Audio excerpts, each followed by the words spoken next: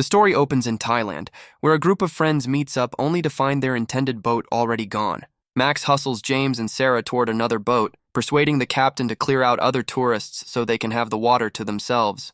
The captain promises a great day, and James relaxes as Max assures him that no one in Thailand minds public affection. Amid the group's teasing, especially aimed at Greg for being so easily managed by his girlfriend, a wild monkey startles everyone near the dock, hissing before it finally scampers away.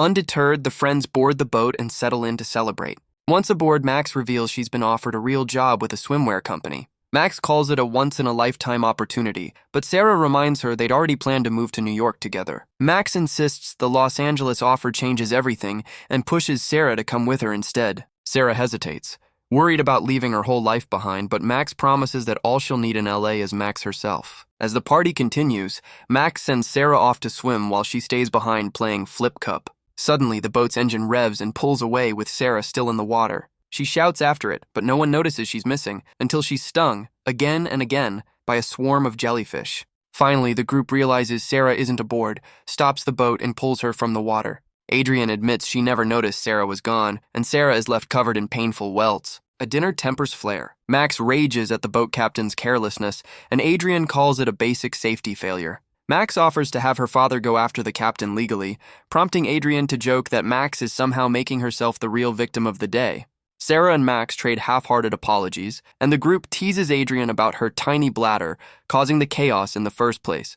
Later, Max privately apologizes to Sarah for charging ahead without her earlier. Sarah admits she's been distracted, still thinking about her late father. Max offers to skip the caves the next day if it's too painful for her, but Sarah insists she wants to dive the devil's mouth in his memory.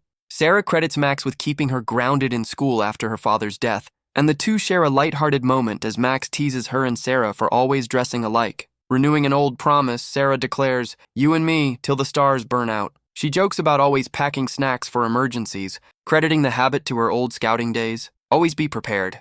The group's cave guide, Watt, introduces himself and checks whether anyone is afraid of deep water or caves, learning that none of them have ever explored caves before. Sarah admits she's uneasy about what might be lurking in the water, and while a second diver flirts with her before the tour begins, Watt reassures the group that the cave water never runs deeper than 15 meters. Watt recommends the easier green path for first-timers, but Adrian pushes for the more challenging red path. Watt warns that early monsoon flooding has already closed it, yet when Max insists the harder route sounds more exciting, he reluctantly agrees to guide them down it anyway. Before they enter the water, second diver hands out life jackets and quietly asks Sarah if someone hurt her earlier.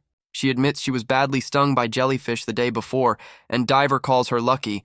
Storm surge had closed the caves entirely. He mentions they'll shut again tomorrow for Thai New Year, and tells Sarah to find him if she ever feels scared. As they venture deeper, Sarah screams, certain she's spotted an eel, but Watt assures her that many things in caves only look like eels. He leads them through what he calls the blue tunnel, lit by white sand that lets sunlight show the way back home. Finally, the group reaches the true devil's mouth chamber, where startled bats fill the ceiling of the next passage. Watt then leads them into the skeleton cave, where real human bones lie beneath the floor. Watt explains that an old sinkhole once destroyed an entire village nearby. They are only guests, he says solemnly. The caves are master. James jokes about the bones despite Watt's serious warning, and Max reassures her rattled friend that the dead can't hurt them. Watt snaps a group photo before they move on, with Greg mocking James's flexing for the shot. Moments later, James accidentally triggers a small rock slide, prompting Watt to warn that a real collapse could kill everyone present. As they continue, a foul smell fills the next chamber. Watt explains that dead saltwater fish washed in from the ocean, and Sarah realizes this cave must connect to the sea through some hidden passage. That ocean opening sits far too high, Watt explains. The storm flooded seawater into the caves, and the fresh water then killed every fish that got swept inside. Watt then admits a Sarah friend. Tipped him extra to keep an eye on Sarah. She's stunned. She'd paid her own way, and declares the special treatment stops now, even as she notices the fresh water is slightly easing the sting of her jellyfish welts. Furious, Sarah confronts Max for secretly paying Watt behind her back, accusing her of trying to infantilize her yet again. The tension breaks when Adrian screams that something brushed her fin. She checks the water but finds nothing unusual. Watt explains that the ancient limestone here forms these fragile sinkhole caves prone to such surprises. Moments later, a sharp rock cuts Adrian's leg as the group swims on. Greg, who can't stand the sight of blood since a childhood ketchup prank traumatized him, is coached through his calming mantra, "I am safe," by Adrian herself. Sarah tapes the wound closed, but Watt insists cave policy requires turning back after any injury. Max offers to check the final cave alone instead of turning back, but Watt warns her directly that swimming off by herself isn't safe.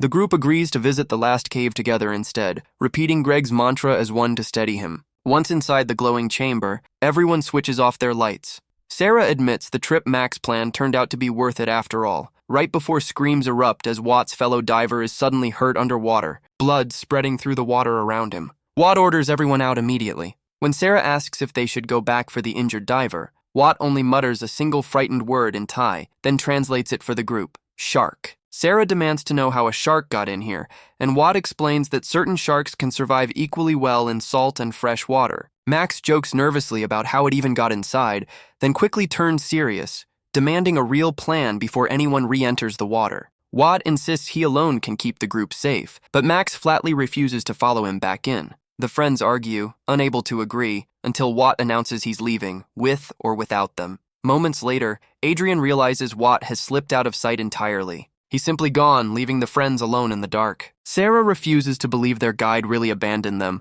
while Greg spirals into panic, convinced he's going to die. Max snaps at him that panicking won't save him, and Greg begs to be left behind to spare the others.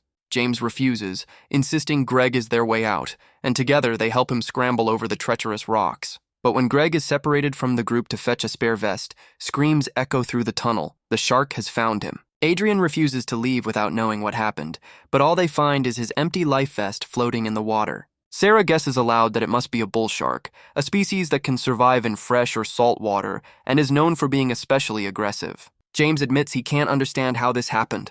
Guessing the shark must be trapped here and fiercely territorial, Max can't believe Watt actually left them, but James argues he's fast enough to bring back rescue and insists they should stay put and wait. Max studies the map instead, trying to guess which tunnel Watt escaped through, hoping the narrow honeycomb passages might be too tight for the shark. James still insists waiting is their safest bet, and Sarah reassures the group that someone will come for them, right as a sudden splash sends everyone scrambling back from the water, panic and screaming breaking out once more. Sarah suggests tracking the exact path Watt took, recalling a passage that leads straight to the open ocean. Their shortest way out, she insists.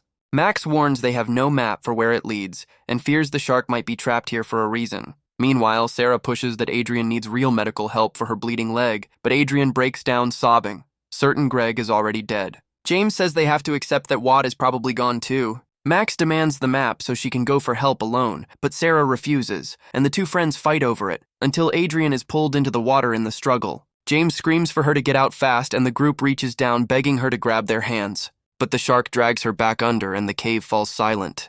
Max can't believe Adrian is really gone, and Sarah admits she's never watched a friend die before. Max insists trying to save her would have killed them all too. Sarah still calls the ocean route the safest option, but Max points out that's exactly where the shark came from. When James sides with Sarah, saying her plan makes sense, Max accuses him of always taking Sarah's side over hers and threatens to strike out on her own. James refuses to let her go alone and follows her anyway, while Sarah promises Max she trusts her enough to try it her way. The friends realize the skeleton cave connects to the honeycomb tunnel, and the map reveals an underwater entrance leading straight into it. James admits letting Adrian go alone still haunts him, and Max snaps back that he let Sarah lead the whole group into this mess. She warns that the coming breath hold will be dangerously long, whispering to herself, "I'm safe, I'm special, I'm me," before wondering aloud which direction actually leads them onward. Sarah decides their only way up is through a narrow gap, and the passage tightens until they're forced to crawl on their stomachs. Max confesses she doesn't want to die in Thailand,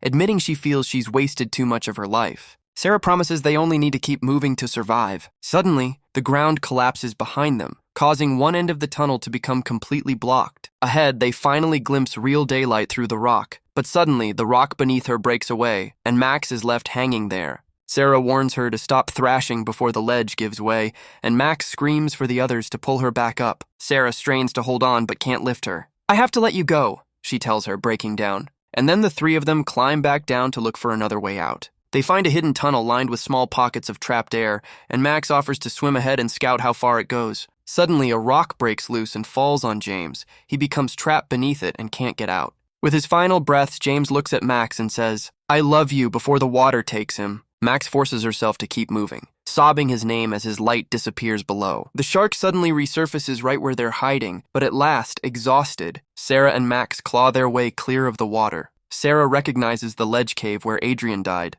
and just beyond it, unmistakable, lies the Devil's Mouth chamber. Sarah realizes the ocean outlet is visible from here too. They've circled back to almost exactly where they began. As Sarah packs only what they need, Max asks bluntly if she blames her for James's death. Sarah insists she held on, pulled until she simply couldn't anymore. Both women admit through tears how much they loved him, and how even trying it Sarah's way still brought them back here. Max points out that the ocean exit is finally right there, spotting the blue tunnel that marks the true way out. But Sarah yanks her back before the shark can spot them. "Where is it?" Max whispers, terrified it's still close. In the dark, Sarah admits she can't make out the path, and Max agrees to risk a brief flash of light to see the way. A sudden screech sends both women freezing in place, but Sarah whispers it's only startled bats overhead. They hide among the stalagmites until the danger passes. Sarah refuses to let the shark follow them into the tunnel, and when Max begs her to stop and just breathe for a second, something suddenly surges toward them. "Oh my God," Max breathes,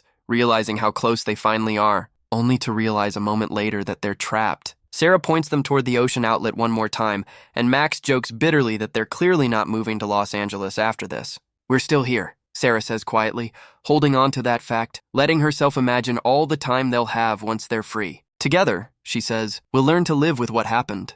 Max manages a weak joke that therapy is definitely in both their futures. Max tells Sarah to keep a careful lookout for the shark as they climb. Sarah yells with effort, hauling herself up beside her. Sarah looks down at the rocks below, sharp and unforgiving, filling the water beneath the ocean outlet. Their rope is far too short to lower them safely, and Max cries out that Sarah promised this plan would work. Sarah asks for one moment to think, then realizes the rising tide could cover the rocks in time. They agree to wait it out before climbing down. Max breaks down in tears as she remembers her friends, but Sarah comforts her and tries to calm her down. After that, the two make their way to the massive cave wall. Sarah starts climbing first and eventually reaches a small opening near the top. From there, she realizes that the seawater is rapidly rising as well. Understanding the danger, Sarah steadies herself and decides to help Max climb up. Max attempts to scale the wall, but because of her injured hand, she loses her balance and falls back into the water. Sarah immediately throws a rope down to her. Max ties the rope around her waist, while Sarah wraps the other end around a tree above and holds it firmly so she can pull Max up. Max slowly begins climbing the wall, and Sarah uses all her strength to help her. She's almost at the top when suddenly the shark bursts out of the water and attacks her. The shark clamps its jaws around Max.